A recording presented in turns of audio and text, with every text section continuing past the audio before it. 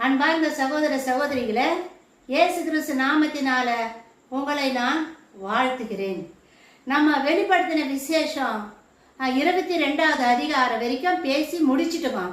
அதில் முக்கியமாக ஒரு வசனத்தை நான் சென்ற வீடியோவில் சொன்னேன். அதாவது ஆண்டவருடைய பெயர் அவருடைய ஊழியக்காரருடைய நெத்தியில எழுதப்பட்டு இருக்கும் அப்படின்னு நான் உங்களுக்கு சொல்லி இருந்தோம். ஸோ இந்த வசனம் எத்தனையோ முறை வெளிப்படுத்தின விசேஷத்தை நான் படிச்சிருக்கிறோம். ஆனா அவருடைய ஊழியக்காரருடைய நெத்தியில அவருடைய நாமம் எழுதப்பட்டு இருக்குது அப்படின்ற வார்த்தை படிச்சுட்டு மேலோட்டமா போயிடுவோம். ஒரு முறை 2020வது வருஷம் கொரோனா பீரியட் இல்லையா, எல்லா இடத்துலையும் லாக்டவுன், வீட்லேயே இருந்தால் எல்லாமே சர்வீஸ் எல்லாம் நம்ம பார்த்தோம். அப்போ ஏஞ்சல் டிவி மூலமாக 40 நாள் உபவாசத்தை அறிக்கிட்டாங்க இருக்கணும். அப்போ நானும் 40 நாள் உபவாசம் இருந்தோங்க. அப்போ அதில் ஒரு நாள் எனக்கு ஒரு தரிசனம் வருதுங்க. என்ன தரிசனம் அப்படின்னாக்கா, நாங்கள் இருக்கிற இந்த பட்டணத்தில் பஸ் ஸ்டாண்ட் இருக்குதுங்க, புதிய பஸ் ஸ்டாண்ட். அந்த பஸ் ஸ்டாண்டாண்ட ஆந்திரா மாநிலத்தினுடைய பஸ் அங்கே நிற்கும். அந்த இடத்துல ஒரு கல் இருக்குங்க. அந்த கல்லாண்ட தான் எப்பவுமே ஏசப்பா உட்காருது. எனக்கு தரிசனம் ஆகும் போதெல்லாம் அங்கே தான் உட்காருவார். அப்போ நான் கேட்டேன், ஆண்டவரை எதுக்கு நீங்கள் எப்போ பாரு பஸ் ஸ்டாண்டாலேயே உட்காரு, என்ன காரணம், இதனுடைய அர்த்தம் என்ன அப்படின்னு நான் கேட்டேன். அதுக்கு அவர் என்ன தெரியுமா சொன்னார், பஸ் ஸ்டாண்டு பல ஊர்களில் இருந்து பஸ் நிற்கிற இடமா. அது இந்த பூமிக்கு ஒப்பிட்டு சொல்றாரு. நம்ம மனிதனுடைய வாழ்க்கைக்கு இந்த பூமியாது, அந்த பஸ் ஸ்டாண்ட் பூமியா. ஒரு இடத்துல இருந்து இன்னொரு இடத்துக்கு நம்ம பயணமாகி போறோம் பத்தியா, பஸ்ல தானே போறோம். அப்போ இந்த உலகம் என்ற வாழ்க்கையை விட்டுட்டு நம்ம பரலோகத்துக்கு போறோம். அது ஒரு பயணம் தானே. அந்த பயணத்துக்கு பஸ்ஸை பயன்படுத்துறாங்க. அதனால தான் ஆண்டவர் இந்த உலக வாழ்க்கை அப்படின்ற அர்த்தத்துல தான் நான் அந்த இடத்துல உனக்கு உங்ககிட்ட நான் பேச வந்திருக்கிறேன் அப்படின்னு சொல்லுவாருங்க. ஒரு முறை அந்த வசனத்தை படிக்க சொல்லாங்க. அந்த வசனத்தை படிங்க. 4வது வசனம். அவருடைய ஊழியக்காரர் அவரை சேவித்து அவருடைய சமூகத்தை தரிசிப்பார்கள். அவருடைய நாமம் அவர்களுடைய நெற்றிகளில் இருக்கும். ஊழியக்காரர்கள் சேவிப்பார்கள், அவருடைய நாமம் அவங்க நெத்தில இருக்கும்னு வசனம் இப்ப சொல்லுது. எனக்கு ஒரு நாள் அந்த தரிசனத்துல ஆண்டவர் அவருடைய ரத்தத்தால, இயேசு கிறிஸ்துவுடைய ரத்தத்தால அவர் பேரை, இயேசு என்ற பேரை என் நெத்தில எழுதினாருங்க. இந்த பேரை நெத்தில எழுதின உடனே எழுதினாரு. எழுந்து முடிஞ்சாச்சு, காட்சி முடிஞ்சு போச்சு, தரிசனமெல்லாம் மறைஞ்சிடுச்சு. அப்போ கொஞ்சம் அடுத்த நாள் எனக்கு ஏன் ரத்தத்தில் எழுதினாரே, அவருடைய பேரை ரத்தத்தால நம்ம என் நெத்தில எழுதினாரே, இதுக்கு இன்னும் அர்த்தம். எனக்கு ரத்தம் வந்த உடனே ஒரு பயம் வந்துடுச்சு. என்ன பயம் தெரியுமா? ரத்தம் வந்த உடனே இதுக்கு முன்னாடியே 2016வது வருஷம் இதே ஏஞ்சி டிவியில் 40 நாள் உபவாசம் இருக்க சொன்னாங்க. 40 நாள் உபவாசம் இருந்தேன். அந்த நேரத்தில் சிலுவை காட்சி, கல்வாரி மலையில அவரு மறிக்கிறாரு இல்லையா, அந்த காட்சி எனக்கு தரிசனத்துல கொடுக்கறாரு. எப்படின்னா சிலுவையில மறிச்சிட்டாரு. மறிச்ச இயேசு சிலுவையில இருந்து இறக்குறாங்க பத்தியா. இறக்கணும் ஒண்ணு அந்த சரீரத்தை எங்க கொண்டு போய் கொடுக்குறாங்க? அன்னை மரியாள் அந்த மடியில கடத்துறாங்க அப்படின்னு தான் நம்ம வேதத்துல படிக்கிறோம். ஆனா அந்த சிலுவையில இருந்து இறக்குனாங்க பாரு அந்த சரீரத்தை, நான் போய் இப்படி வாங்கி என் சோல்டர் இப்படி போட்டுக்கினேன். ஒரு குழந்தை தூக்கி இப்படி மேலே போடுறாங்க பாரு, அந்த மாதிரி ரத்தத்தோடு இருக்கிற அந்த சரீரத்தை இப்படி தூக்கி என் மேலே போட்டுக்கினேன். இப்படி என் மேலே சாய்ச்சிக்கின உடனே கை உடம்பெல்லாம் ரத்தம் ஆகி போச்சு எனக்கு தரிசனத்துல. இப்போ இது முடிஞ்சு போச்சு, இந்த 40 நாள் உபவாசமும் முடிஞ்சு போச்சு. 40 நாள் உபவாசம் முடிஞ்ச பிறகு 3 நாள் பொறுத்து வந்துச்சே ஒரு உபத்திரவா. நம்ம பெரியப்பாய்கிட்ட இருந்தா அந்த உபத்திரம் வந்துச்சு. ஏன்னா அவனை அதிகமா நான் நேசித்துட்டு இருந்ததுனால அவங்கிட்ட இருந்து ஒரு வார்த்தை வரும்போது அது என்னால தாங்கிக் கொள்ள முடியல. இந்த உலகமே சுத்துற மாதிரி ஆகி போச்சு. அவ்வளோ பெரிய வேதனை. அந்த ரத்தத்தை பார்த்த பிறகு எனக்கு இப்படி ஒரு உபத்திரவம். இந்த உலகமே சுத்துற மாதிரி ஆயிடுச்சு. என் பையன் ஒரு கேள்வி கேட்டு வித்தியாசமா ஏதோ ஒன்று பேசிட்டான்னு சொன்ன உடனே எனக்கு உலகமே தலைக்கீழ ஆயிரம் மாதிரி ஆயிடுச்சுங்க. அதுல இருந்து மனசு கஷ்டமா தான் இருந்துச்சு. இப்போ இயேசு சாமி அவர் ரத்தத்தால அவர் பேரை என் நெத்தில எழுதினார் பாரு, எனக்கு பயம்தான் வந்துடுச்சு. என்ன நடக்க போகுது? அவர் பேரை அவருடைய பேரை என் நெத்தில எழுதினாரு. அப்போ எனக்கு பயம் வந்துடுச்சு. ஏன்னா முன்ன ஒரு முறை ஒரு உபத்திரம் வந்துச்சே, இப்போ ரத்தத்தால் அவர் பேர் எழுதிக்கிறாரு. அப்படின்னா என்ன உபத்திரம் வருமோ அப்படின்னு நான் பயந்துனே இருந்தேன். ரொம்ப நாள் இந்த பயம் எனக்குள்ள இருந்துக்கிட்டே இருந்துச்சு. என்ன ஆகும் என்ன ஆகும் என்ன ஆகும்னு. நாள் ஆக ஆக அந்த பயம்லாம் அப்படியே மறைஞ்சு போச்சு. நானும் மறந்துட்டேன். ஆனா இந்த வெளிப்படுத்தின விசேஷத்தை எத்தனையோ முறை படிச்சிருக்கிறேன். ஆதி ஆகமத்திலிருந்து வெளிப்படுத்தின விசேஷம் வருது. வெளிப்படுத்தின விசேஷம் தான் ஆதி ஆகமத்துக்கு திருப்பி போறது. அப்ப எத்தனை முறை நம்ம படிச்சிருப்போம். சாதாரணமா படிச்சிருப்போம், படிக்கிறது சாதாரணமா படிக்கல. சாதாரணமா மேலோட்டமா படிச்சுன்னு போயிட்டேன். ஒரு நாள் ஆண்டவர் பரிசுத்த ஆவியானவர் நில்லு, அந்த 4வது வசனத்தை படிக்கும் போது இன்னொரு முறை படிங்க அந்த வசனத்தை.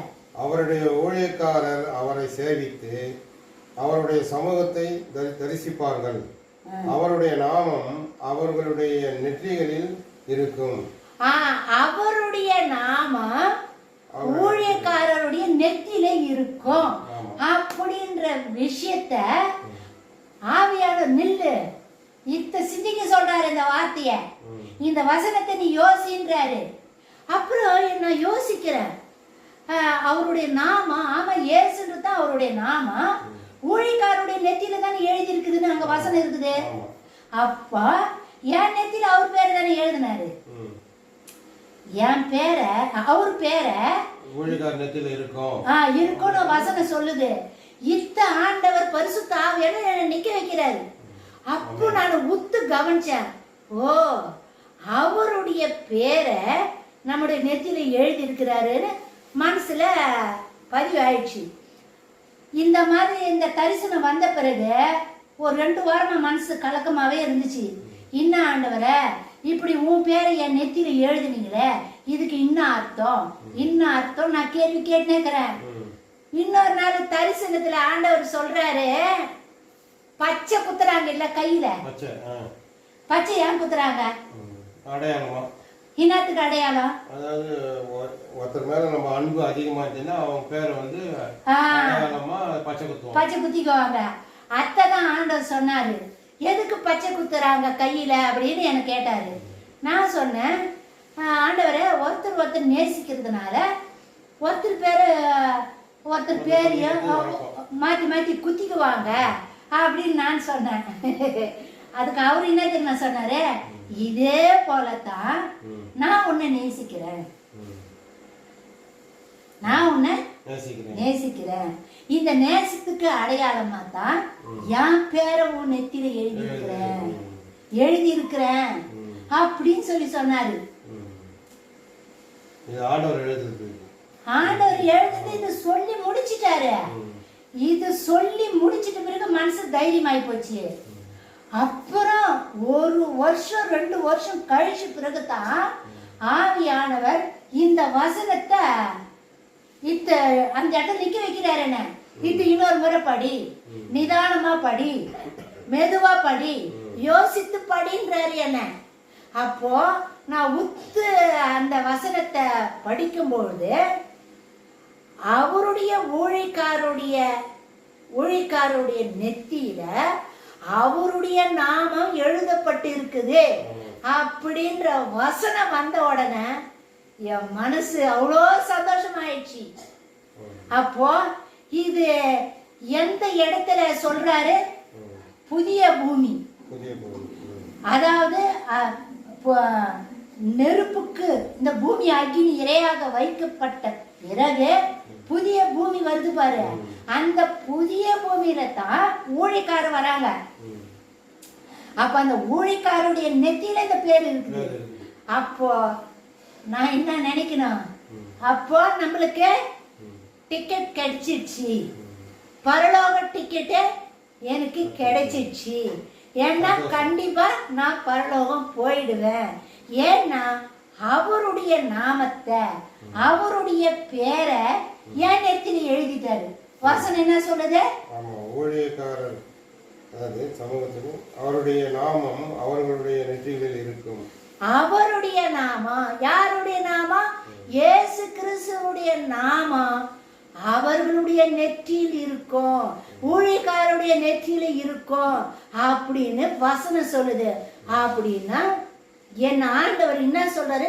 நீ ஒரு ஊழியக்காரின் ஆண்டவரே முத்திர குத்துறாரு. நீ ஒரு ஊழியக்காரி அப்படின்னு ஆண்டவர் முத்திர குத்துறாரு. இவ்வளவு நாள் எனக்கு தெரியாம இருந்துச்சு, நம்ம ஊழியம் செய்யறோம் அப்படின்னு தான் நான் நினைச்சிட்டு இருந்தேன். ஆனா ஆண்டவர் அங்க என்ன சொல்றாரு? ஊழியக்காரர் நெத்தியில. நம்ம பச்சை குத்துறோம், நம்ம மனுஷனை வச்சு பச்சை குத்துறோம், இது இல்ல. அது ஆண்டவரே நியமனம் பண்ணிட்டாரு. ஆண்டவரே அந்த பேரை நெத்தியில எழுதிட்டாரு. இத பார்க்கும்போது வசனம் எந்த அளவுக்கு தத்ரூபமா உண்மையா இருக்குது பாருங்க. பல முறை நான் படிச்சுட்டு இருக்கிறேங்க. ஏன் ஆண்டவரே உங்க பேரை என் நெத்தியில எழுதுனீங்க, இதுக்கு என்ன அர்த்தம் அப்படின்னு கேட்டதுக்கு தான் அவரு ஏன் பச்சை குத்திக்கிறாங்கன்னு கேள்வி கேட்டதுக்கு விளக்கம் கொடுத்துட்டாரு. சைலண்டா ஆயிட்டேன் நானும். அந்த பயங்க எல்லாம் போயிடுச்சு. அப்புறம் 2 வருஷம் கழிச்சு பிறகுதான் அதுக்குரிய அர்த்தம் வசனத்துல இருக்குது. அவர் பேர் நெத்தில எழுதினாரு பாரு, அதுக்குரிய அர்த்தம் வசனத்திலே எழுதி இருக்குது. அதனாலதான் ஆவியானவர் நில்லு, மண்ணு படிச்சு போவாத, நில்லு, நின்னு நிதானமா யோசி. அப்பதான் ஒரு பெரிய சந்தோஷம் எனக்கு. சரி, நம்ம இன்னும் நம்மளை சுத்திகரிச்சுட்டு நம்மளுக்கு ஆண்டவர் அவருடைய நாமத்தை என் நெத்தில எழுதிட்டாரு அப்படின்ற ஒரு சந்தோஷம். இப்போ நான் உங்ககிட்ட பேசிட்டு இருக்கிறது தேவ தரிசனம். தரிசனத்துல ஆண்டவர் எனக்கு கொடுத்த காட்சி.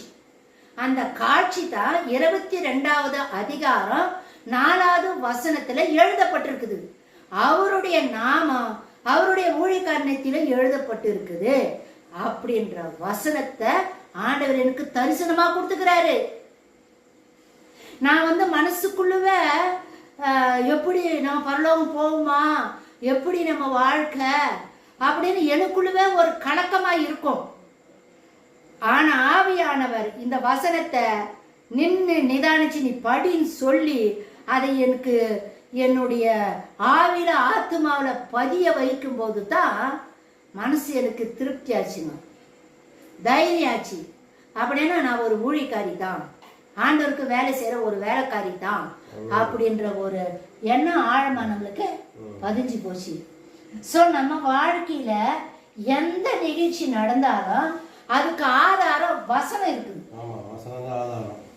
நம்ம தரிசனம் பார்த்தாலும் எந்த ஒரு வெளிப்பாடு வந்தாலும் தீர்க்க தரிசனமா ஆண்டவர் பேசினாலும் வார்த்தையில சொல்லப்பட்டு இருக்குதா அதை நம்ம கவனிக்கணும்.